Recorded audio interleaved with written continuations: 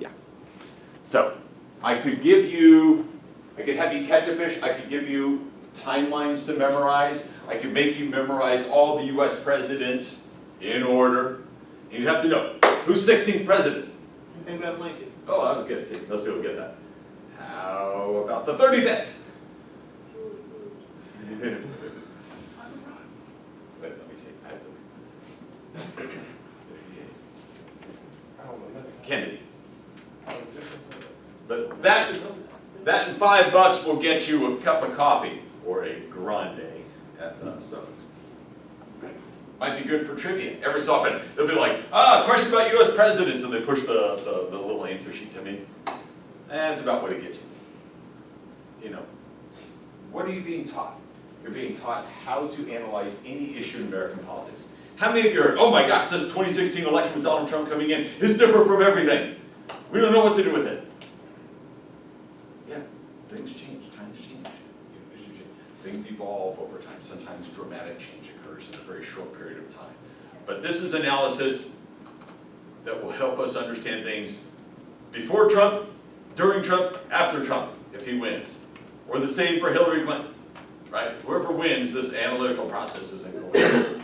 It's borrowed from science, going back to BC times. I was talking with my son's little buddy who's, they play soccer together, and I said, which scientist are you looking at? My son's looking at Watson and Crick, who did DNA. And he's like, I'm looking at Archimedes. Yeah, Archimedes, Greek scientist doing the same scientific method. How many of y'all heard of Archimedes? Did y'all watch the show Mythbusters? I show it in my other class.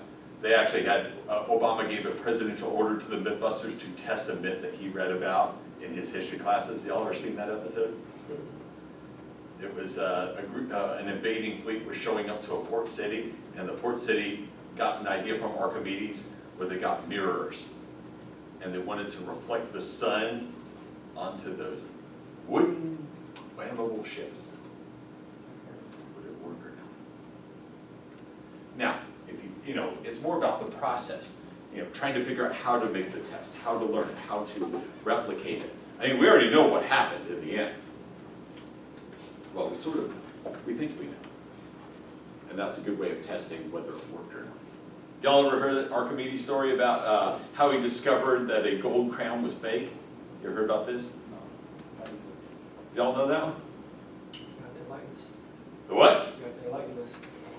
You say likeness? I said they're liking us, I don't know. Oh, I thought it was about, actually it had to do with weight and how light something was. That's what I was saying, I thought you knew the answer there. We should fake it. Like, yeah, actually, he was taking a bath and he noticed that when he got into the bath, some water would spill out because he was one of those people who likes to fill it all the way to the top. Not somebody who likes to leave it a little bit. And he thought, wait a minute, my weight is getting all the water to go out. So he got two crowns, one made solid gold and the other one that was not made, it was made with like, you know, it's like gold painted and it's really something, or just a little bit of gold on the edge, not solid gold. And he noticed that they put out different water. So he's doing a test. Yeah, then he put that crown in and they're like, you are so screwed because that is not a solid golden crown. Yeah, that's Archimedes. Same methodology we're doing today. You never heard that one? Yeah, think about that next time you spill something. But yeah, we're not memorizing facts and figures and arguments. We're developing analytical skills, constructing theories, deriving hypotheses, testing. It'll sound dry at first, but it'll get better. Go ahead, Jordan. Oh, I'm sorry. It just says prepare tests of hypotheses. Oh, apply them to research projects. You have no idea what the heck that thing could do. I wish I could get rid of it. It's not on my screen, so I don't know what to do with it. I could like move it, but it would cover something else probably. Science is knowledge. So when you take a political science class, knowledge of politics. I would add one other. I would say the pursuit of knowledge. How many of y'all seen the movie Pursuit of Happiness? I showed it in my American Experience class. It's like, you know, happiness is something maybe we can't always have. We pursue it. Who came up with that phrase, pursuit of happiness? Go ahead. John something? Close. John Go ahead. No. Well, Actually, you're not far off. You're not far off. Thomas Jefferson, when he was writing up his idea, he borrowed from John Locke. It was like life, liberty, and property was what John Locke said. 1679, I believe. Check down that one, Cameron. I think it was around that way he came up with this idea that that should be the function of government, protect life, liberty, and property. But at the last minute, Jefferson changed his mind, and he added in pursuit of happiness. I was like Will Smith's life, based on a true story, by the way, of Courier, where he said, how do you know to put that on you? Not just happiness, just the pursuit of happiness. Yeah, the science is like the pursuit of knowledge. Keep in mind, it's not just content. It's a process, it's a procedure, it's a way of thinking. Pretty abstract, huh? What is pursuit of happiness? And it's, you know, I'm not always, I have lots to rip on Thomas Jefferson. I always think that was like his boldest, slickest move. Maybe he understood that you could be happy without property. Maybe he knew, even though he himself was an agrarian persuasion, a farmer, planter, plantation owner, maybe he knew somehow in the future property wouldn't matter as much.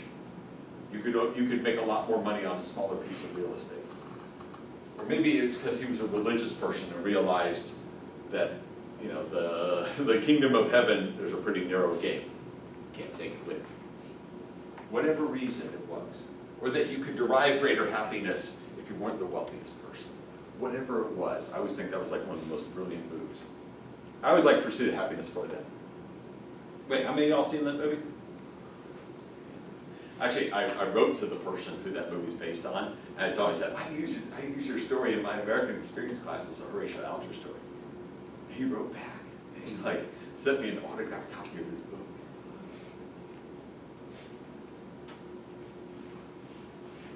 I gave it to a really good football player who had done like a real, you know, he wanted to analyze to see how true the story was, so he read the book as well and tried to figure out the differences. So, and he really fell in love with the whole story and really liked it. So, sometimes a cool gift is better than somebody else's. A theory is nothing more than a connection between variables. That's all it means. Theory is, and it goes on for 20 minutes. No, real simple, 3 words, a connection between variables. Super simple. Differences between the sciences, just to let you know a little bit. This is a science. Political science is not like it's a different type of science, but it's still a science. The same scientific method that we use in political science. My sister-in-law, who teaches, she's a physics professor, we use the same methodology. A theory for us means the same as a theory for them. Scientific law means the same thing. Hypothesis, the variables we use, the relationship. We talk shop. We're going to be talking shop at 5 o'clock during my daughter's softball game today down in Columbus. We always talk shop. I once had somebody who was like, what do you all have to say? She teaches science and you teach whatever it is that you teach. She's like, no, we always have some, you know, we look at different content, but our approach is the same. That's how we get, I mean, our statistics, you know, it's like, hey, can you use this method? Or where'd you get your sample size and stuff? Same thing. What's your research design like? It's because political science borrows from a lot of it. Now, there are a few differences, however. Important to note. Natural sciences have great control over the subject matter. Anybody ever seen the movie Unbroken? Or read the book? I think we talked about that. I just finished the book yesterday. Really cool. Sadly, a lot of American soldiers captured by Germans and Japanese were subjected to scientific experiments, and not good ones. Other unfortunate people throughout Asia, Europe, and Africa were also subjected to scientific experiments. So we have standards about, if you're studying humans, there are rules about it than if you're studying things in the biological world. Okay? But America would never do anything like that. No, we're not like the people we fight. We don't do terrible tests scientifically of other humans, do we? We have laws now. That's true, we have. Anybody know a case where we study human beings in a less than ethical matter? Or manner? Ooh. I've never had anybody bring that one up. Shh, that's classified. Are you talking about the LSD? They do that, don't they actually do that? Can't talk about it. Okay. What stuff can we talk about? Have we ever done stuff like that? Oh, we haven't. Oh, go ahead. Yeah. We did some of this stuff, not like way up in like Boston or way out in California, within 100 miles of here. Maybe 50. Andersonville?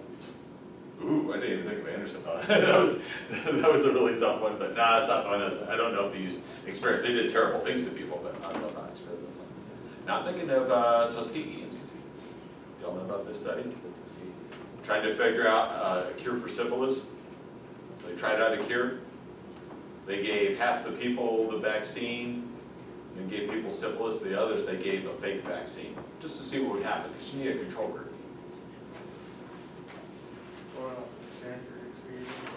Yeah, Stanford. Cool professor. Hey, class, instead of learning something, what we're going to do is something a little different. Half of you are going to be prisoners, the other half are going to be guards. And he told the prisoners, resist the guards. He told the guards, keep the prisoners in line.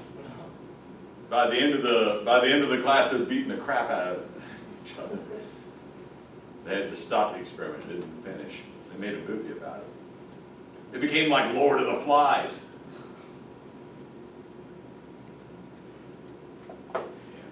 I know. I never did that. Stanford back in the 60s. California crazy. I read a piece this summer about a guy who worked in a private prison. He joined the private prison to expose all of their abuses. I read this summer. I stayed up all night reading it. When you're my age, that's harder to do than it is for your all's age. Because most of the way through, even though he went in, he's spying on them. He's finding out stuff. He's writing all the dirt about them. He wants these private prisons shut down. He wants prison reform. And by the end of it, before he leaves to expose things, he's finding himself wanting to inflict pain on prisoners. He admits that in his book. He was like, I really wanted to. Yeah, some of it was about bottom line, but he said when you get in that system, he went in to try and stop the system. He said, I became part of it. He said, I became part of it. I need that last line. Oh, the last line? You can move to the top right corner, the little thing. Yeah, but I can't because it's not on the computer. I'm afraid if I hit something, the whole thing's going to disappear. But it's up. Y'all know it's online, right? Yeah. Yeah, all slides are online. Well, the September ones are. I'll get the October ones up if they're not up already. But yeah, I'll mention that. Greater control over subject. You're looking for scientific laws. Scientific laws are something that always happens. Here, let me try this. I don't know if this will work or not.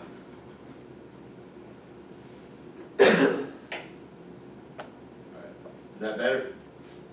It's smaller. Better though? I wonder if I go like this. Yeah. How's that? Is that cool, Jordan? How's that?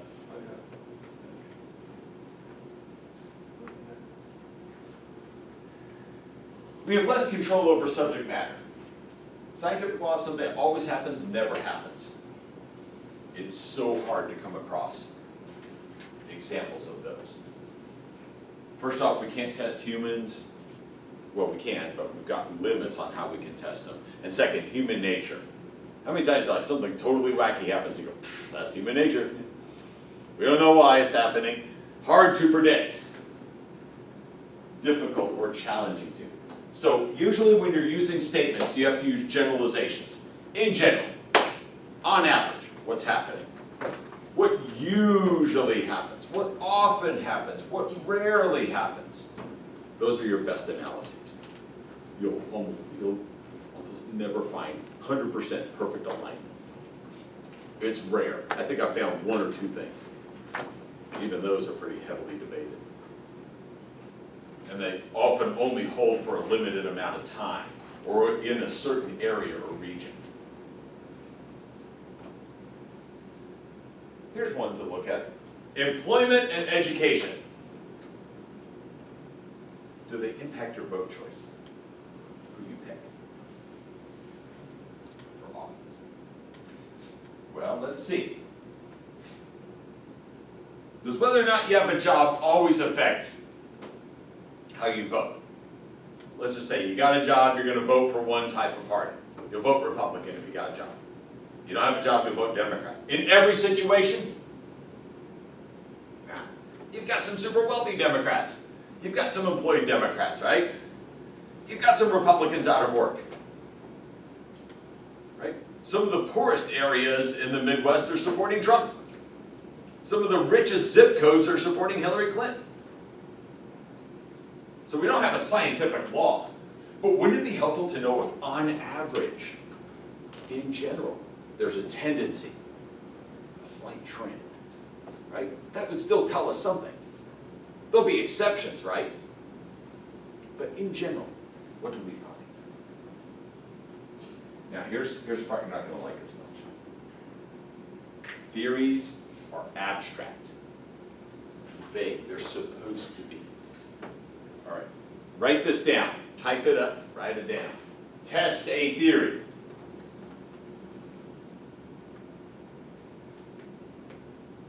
Then draw a line through it. You can do that on computers, right? You got one of those things where you can draw a line through it.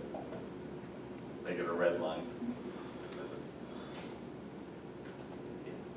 Not testing theories. Theories are very, they're abstract because, no, this is also, wait, I thought we were supposed to prove theories. No, standard for proof is super high. That'd be like a scientific law. Theories are actually too vague to test.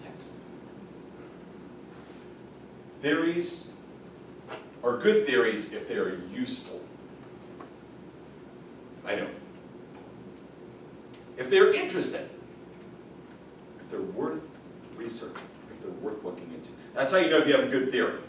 Is it interesting? Seriously, I know you're like, no, we need to prove. Yeah, we'll get to some testing parts. But a good theory, my dissertation advisor always said this at Florida State. He said, a good theory is like a Jeep. You can take it anywhere.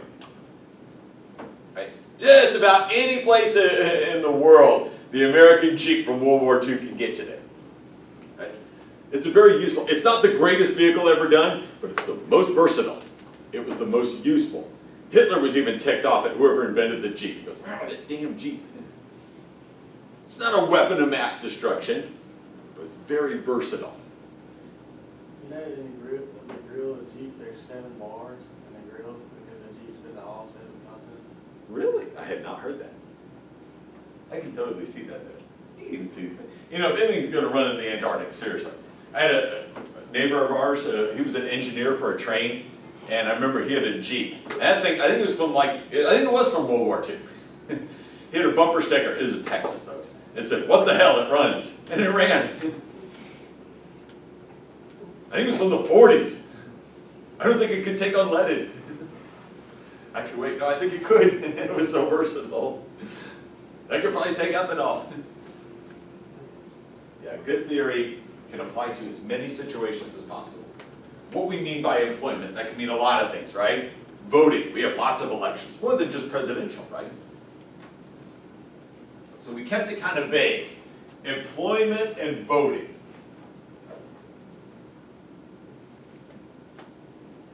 So that's your theory.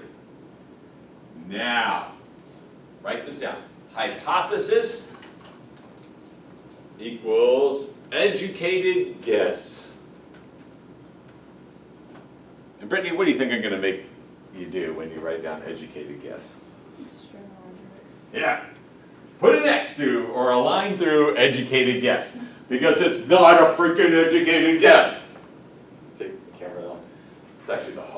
conduct another theory that, you'll behave differently when the camera's on. That if you do it long enough, you just forget the camera's there. That's an oxymoron. I mean, if it's a guess, it's not educated. It's like, I don't know, whatever. Right? Don't know why they say. I really want to find the person who's like, this is the father of the educated guess definition. And I want to go, stop it, you're ruining this country. No. It is a specific, testable version of a theory. So if it's part of a theory, then that means it's also a connection between variables. It's a more specific, testable version. Now, I don't have a whiteboard. I don't know if there's a marker up there. If there was a marker, I'd draw it behind you. This is why I draw in the classrooms. I have a whiteboard. Big circle. I feel like Donald Trump. A big, beautiful circle with a T for theories. And then a nice little Mighty Joe's pizza slice through part of it for an H for hypothesis. You can draw this in your notes. Big T, little h. The H is the hypothesis. A piece of it. A piece of the theory. A piece of the truth. A person who preceded me went off to, not here, but at the defense contractor I worked for, went off to Madison Avenue, Wall Street, made millions. I asked our accounts manager, how'd he do it? His name is Dave something. He said, David discovered a piece of the truth. Hard to know everything. Who here has seen an Indiana Jones movie? All right, raise your hand. Those are some of my favorite movies. Who saw the one with the crystal skull? You ever see that with the aliens? Okay, fewer people. Yeah, I guess it didn't do as well commercially. Do you remember this movie at the, there's like some Russian communist gal, one of the Soviet Union gals, and she gets the crystal skull away from Indiana Jones, and she shows up to these aliens that evidently have these crystal skulls, and she's the one who gives it to them, right? And they're like, we'll give you a gift. What does she ask for? Knowledge. Yeah, I want to know everything. Okay, in the theater in Columbus, when we saw it, it got really quiet for a second, and I went, oh, that's a bad thing. And like everyone looking at it, my wife looking at it, I said, you don't want that. What happens in the movie? Boom! Oh, download, you want to know everything, here's everything.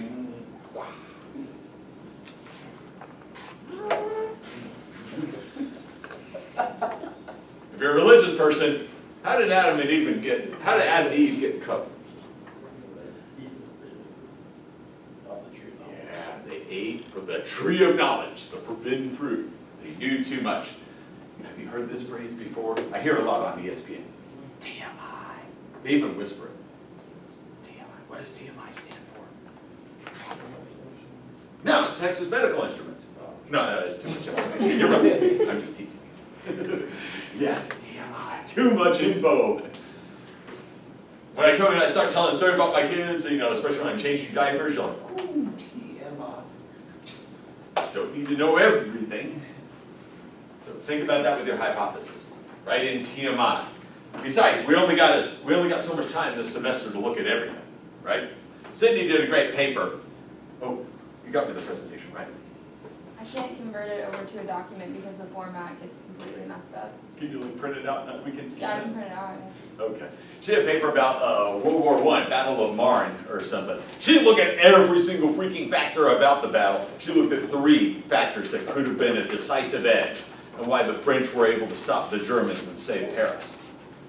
To look at everything, you turn out like that gal from Russia, right? You didn't have time in that semester. You still wrote like a 10, 15-page paper about Marne. That's still a lot in a semester, right? If you tried to write an infinite number of pages, too much. Besides, with trying to understand everything, you might not get a few important details. So she looked at a couple key factors. Hypotheses are specific testable versions of a theory. Employment and voting. Harrison's like, very vague, Dr. Juris. But if you start comparing, let's say, people who work full-time to those who don't, and then how they voted in a presidential election, because we have an infinite number of elections you can vote in this country. We almost have too many elections, some would argue. Quentin's like, yeah, I can kind of see this. Yeah, we're getting somewhere. That's something I can handle in a class.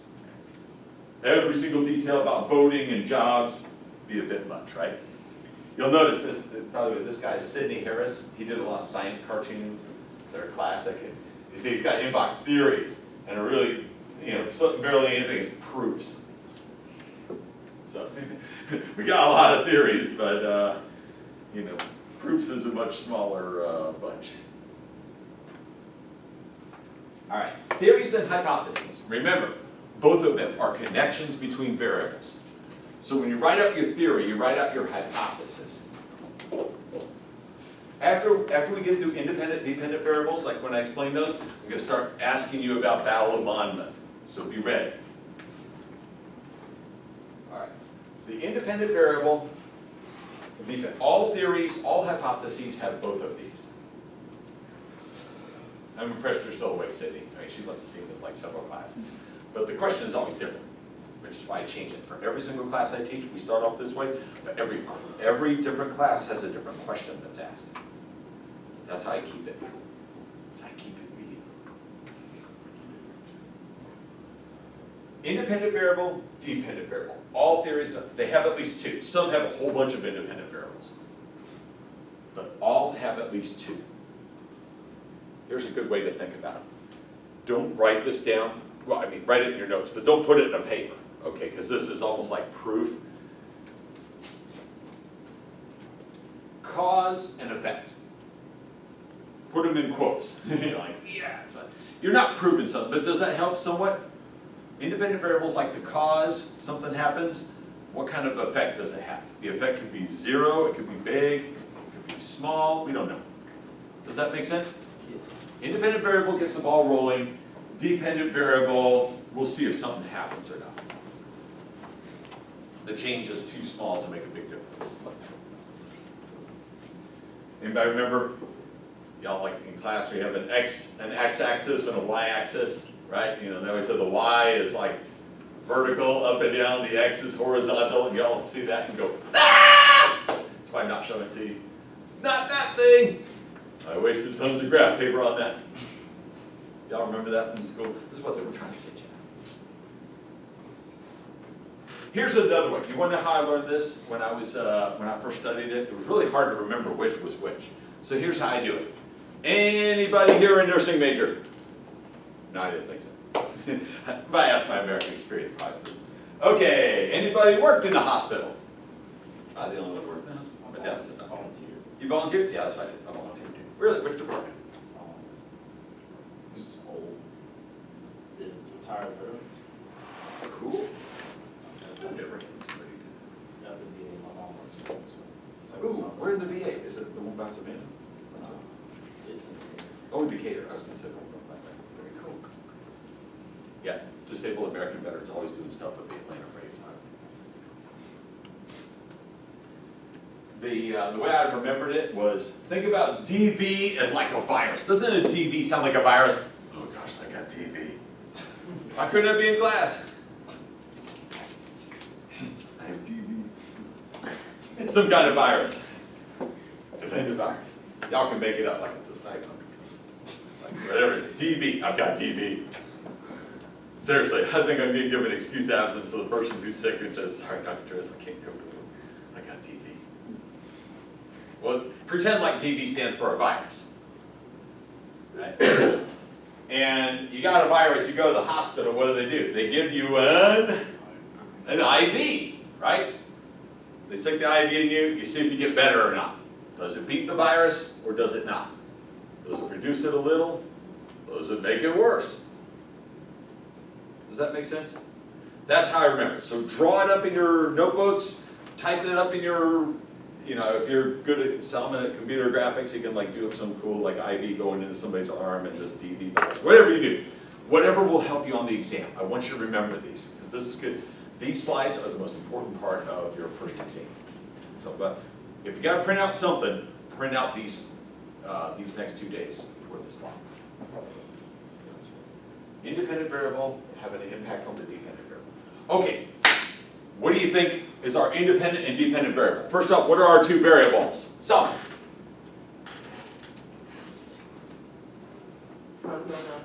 You zoned out, okay. So pick them up. Is it voting and? Voting's one of them, good. I'll leave somebody else for the assistant. Caitlin, you got it? What's the other variable? Voting and, I'm sorry, I was looking at the. I'm getting people's up. Crap, I thought it was a good lecture. No, I'm just I was kidding. looking at the picture. Oh, you're looking at a picture, okay. Is it an IV? Yes. It is! Hey, you're like downloading a picture of the IV, very cool. Okay, we'll get back to you. Harrison, Grant, John, Jordan. Education. That was one vote, okay, education. What was another? Employment. Employment, yeah, whether you got a job or not. So we'll do that. So you got two variables. All right, a little tougher. Sydney, what's the independent variable? As I was stating it, I know it could be a non-recursive model, but we won't get too complicated. We're going to look at whether something happens here and has an effect. What would be like the cause? What would be the effect? How about I start on dependent variable? What are we trying to explain? It's political science. Whether or not education and employment affects voting. Okay, so which one's the dependent voting? Or, I think you just answered it. or did I? What's the dependent variable? The voting. Yeah, you're right. It's kind of like you ever see Password. There was this game show, and every so often somebody'd say the word that they're trying to give a guess, and they go, oh, blooper reel. Yeah, the dependent variable, we're all political scientists, we're trying to figure out voting, why people vote a certain way. Why do you vote Democrat? Do you vote Democrat? Why do you vote Republican? Do you vote Republican? Yeah, whatever, right? So that's the dependent variable. We're trying to figure out voting. So what does that make education and employment? The IVs, yes, two IVs, IV1, IV2. Not like the IV of Wrigley Field, but you get that. Right? We're trying to see if whether you have a job or not is going to have an impact on how you vote. Whether you went to college, is that going to have an impact on how you vote? Make sense? Nonpartisan. Don't forget. Got political parties for everybody, more than just our two, so not here to tell you who to vote for, but how we analyze something. So here we go. Whether or not somebody's a full-time worker or not, that's one way to look at it, right? You can say how much somebody makes, what kind of job you have. There's an infinite number. But for simplification, you got a job or you don't got a job. Simple, right? You either have a job or not, whether you're full-time, we'll just lump all the part-timers with the full-time. You know, we'll just say you're working full-time, or we'll kick the part-timers out. And who you voted for. Make sense? All right. From the Battle of Monmouth, give me, should we go theory or hypothesis? Theories are actually harder to come up with because they're so big. Let's go hypothesis. What is a hypothesis that they tested about this battle in New Jersey? Number of shots fired. Well, they looked at, like, not necessarily the number of shots, but the density of which side of shots fired. They weighed. Okay, yeah, okay, so a lot of shots. Okay, lots of firing. What was that going to tell them? They fired more. Okay. Because Or one who side, won. Huh? They talked about, like, what he's saying who fired more was like they're trying to determine like who really won the battle. yeah. Okay, that's one way of looking at it. Remember, what else were they looking for when they were looking for all the shots? I don't know if y'all caught this. Yeah, like where the battle was. Okay. For years, they all thought the battle was in some place, and then when they actually went out and they were tagging stuff in metal detectors, they found, no, the battle was like way over here. Yeah. You built the stupid interstate through this thing, or highway, or whatever. Oops. You find out, by the way, if you do a lot of battlefield research, that they mess up a lot of battlefields, because you're just guessing. Nobody thought to preserve a battle. Nobody did that kind of thing. There are battles fought in Great Britain that they still don't know where they are. Like one of the greatest battles ever is between this Celtic warrior queen and the Roman army. They call it the Battle of Watling Street. They still don't know where the battle was fought. They're looking all over for it. They hadn't found it yet. Why? It happened in like it was during Nero's reign, so it was like 58 AD. Nobody thought to like mark the spot. Building monuments is a new thing. Who's going to Chickamauga? In a group going to Chickamauga? They're going to say. I've been before. You've been there? Yeah, that's like, they're like some of the monuments. Chickamauga is one of the first ones where they started marking where the heck the battle was.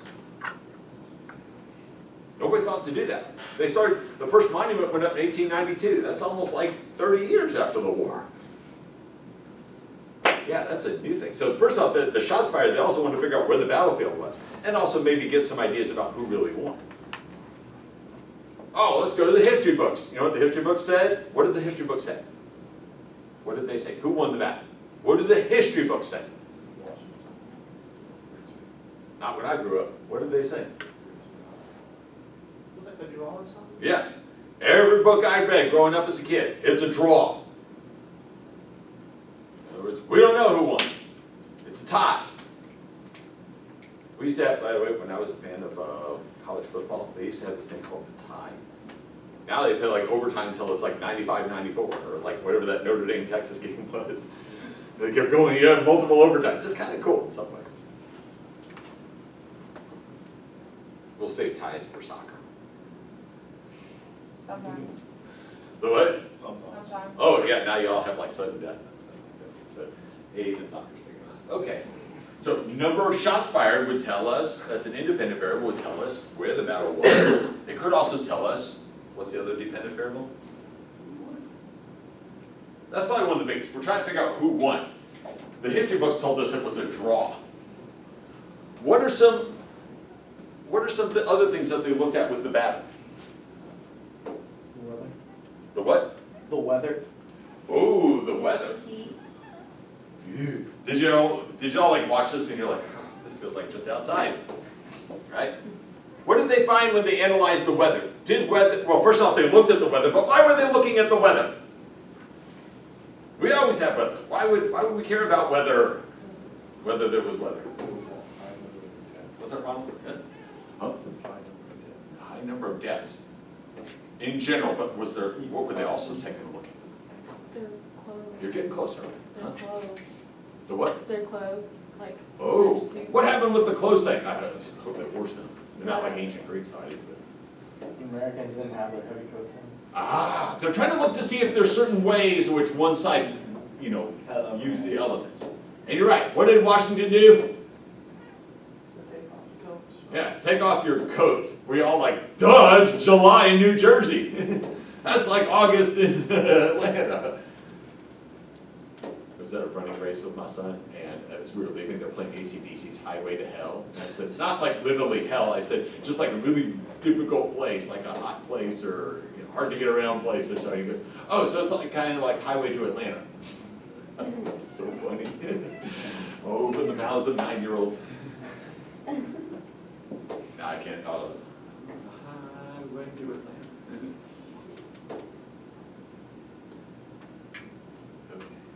They wanted to see if, like, taking off the coats made a difference, because Washington told them to leave them. What did the British do? Yeah, and what kind of coats were these? Was that that kind of thin sillet stuff like I'm wearing right now? They're like maybe wool coats. Yeah, freaking wool coats. That's like what sheep wear. They shear sheep, not only to get wool, but to save their lives probably. Carry on that big old, but why did the British do that? Not only that, what color were the British coats? Red. Yeah, you didn't even need this class for that, right? Big, bright, shiny, bright coats. Red. Why would they do this sort of thing? Any guesses? This isn't in the book. If you know anything about Britain, I mean, they're like, everything is about discipline. Discipline and control. That is the mark of the British Army. That's why a tiny little freaking island can take over the whole world, almost. They had a phrase called, the sun never sets on the British Empire during this time. Because they got real estate everywhere. It's like risk. They got stuff everywhere. How'd they do it? Discipline. You wear that red coat no matter what the temperature is.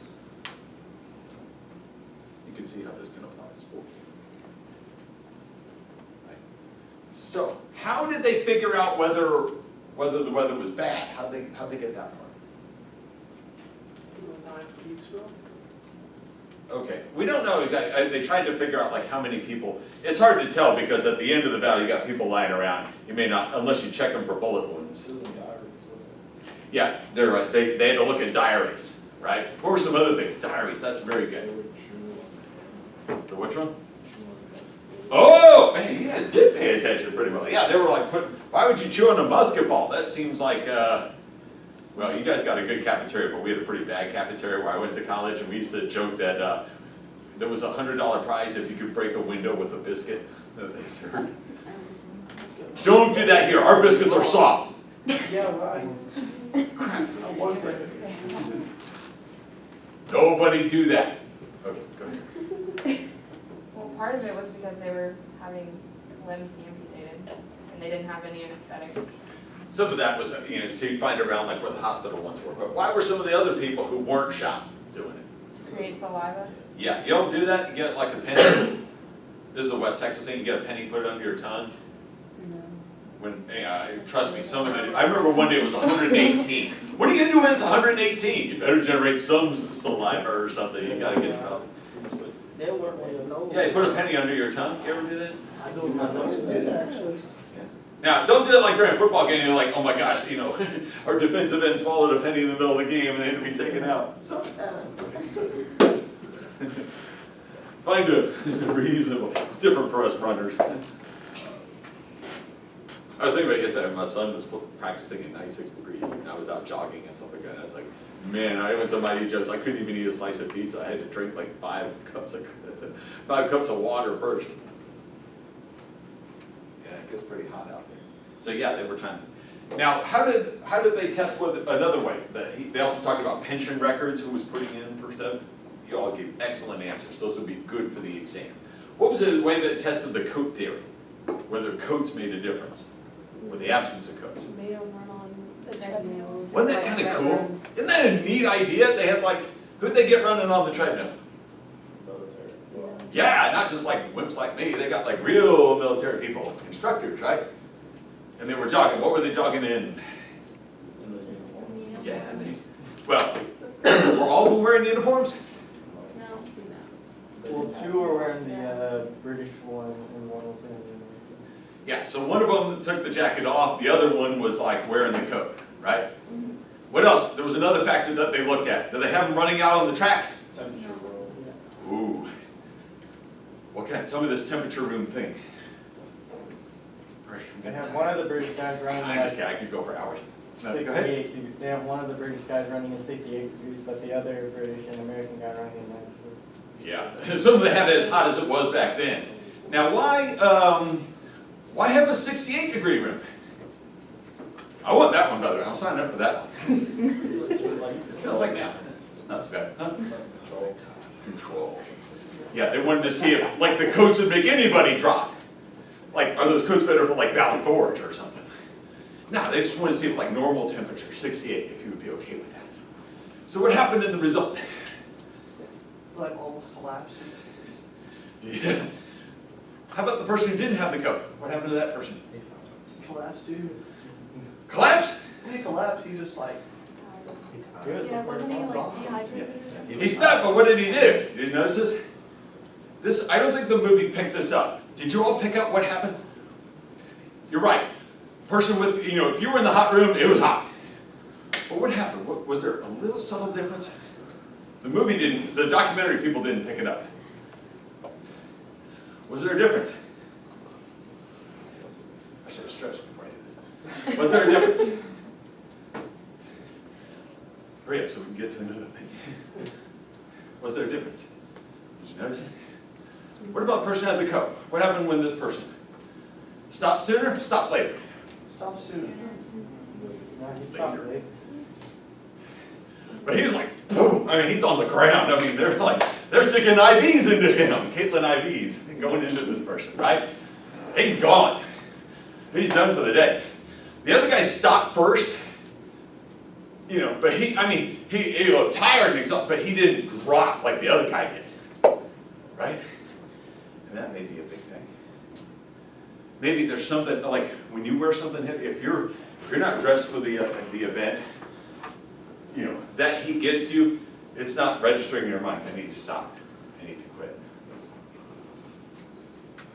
Maybe that's why some of the Americans dropped into the shade, stopped a little earlier. The British kept going until it was too late.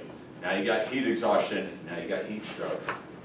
body shuts down, core temperature gets high, but you don't realize it. Yeah, I remember they had to tell the guy to get out of the room. He's like the alien's falling all over.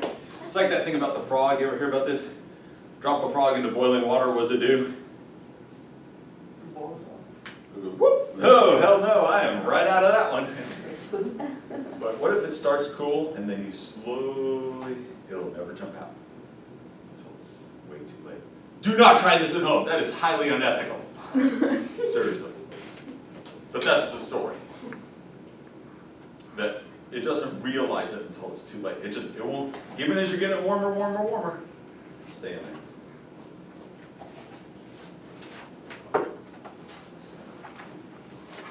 What's the independent variable in any of these? Give me one of these hypotheses to talk about.